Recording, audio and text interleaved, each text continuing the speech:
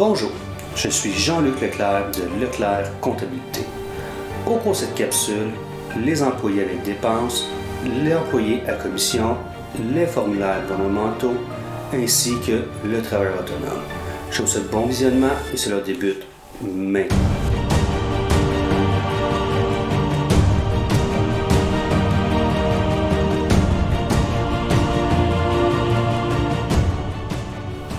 L'employé avec dépenses.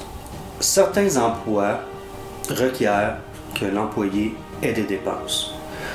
Cependant, lorsqu'on est employé avec dépenses, les dépenses admissibles sont très limitées.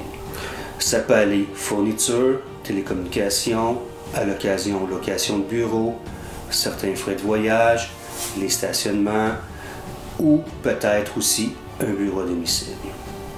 Étant donné que les dépenses sont très limitées, je vous conseille fortement de consulter votre comptable lorsque vous faites vos déclarations d'impôts. Il y a certains corps de métier où il y a des particularités.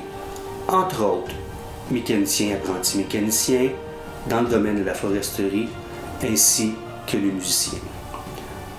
Pour ces cas précis, veuillez consulter votre comptable pour faire vos déclarations de revenus. L'employé à commission. J'ai parlé un peu plus tôt de l'employé avec dépenses. L'employé à commission a la possibilité de pouvoir mettre sur ses impôts, d'avoir un peu plus de dépenses admissibles. Entre autres, dans le bureau à domicile, on peut rajouter les dépenses, entre autres les taxes foncières, les assurances. Cependant, les dépenses pour l'employé à commission sont limitées aux revenus de commission. Si un employé à commission gagne 10 000 de commission, ne peut pas avoir 20 000 de dépenses. On est limité à un maximum de 10 000. Il y a certains autres frais qui peuvent être utilisés, admissibles, les frais comptables, les frais juridiques, ainsi que les frais de représentation que je vais parler dans une autre capsule.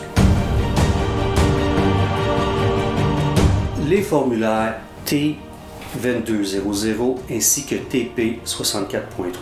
Ces formulaires-là doivent être remplis par l'employeur et fournis sur demande à Revenu Québec ainsi que Revenu Canada.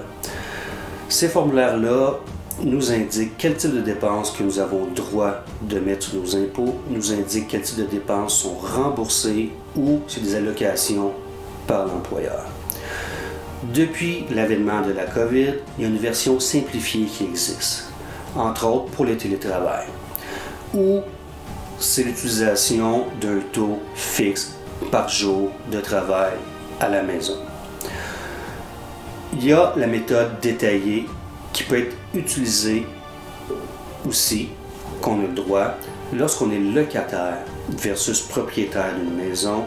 Le loyer peut être considéré lors de la méthode détaillée et non l'intérêt sur l'hypothèque. Donc, souvent, lorsqu'on est locataire, il est préférable d'utiliser la méthode détaillée pour pouvoir déduire nos dépenses relatives au bureau à domicile en télétravail. Le travailleur autonome. L'avantage du travailleur autonome, beaucoup plus de dépenses qui peuvent être admissibles sur ses impôts. Présentement, il y a une forte mode que les employeurs engagent des gens et essaient de les faire passer comme travailleurs autonomes. Je vous dis, soyez extrêmement prudents là-dessus. Il y a toujours la notion de subordination. Qui a l'obligation de faire le travail? Si j'engage un travailleur autonome, j'engage une entreprise, je ne peux pas exiger, en engageant une entreprise, que ce soit la personne elle-même qui fait le travail. Si je suis travailleur autonome, je peux engager quelqu'un pour faire le travail à ma place. Donc, il faut être extrêmement prudent là-dessus.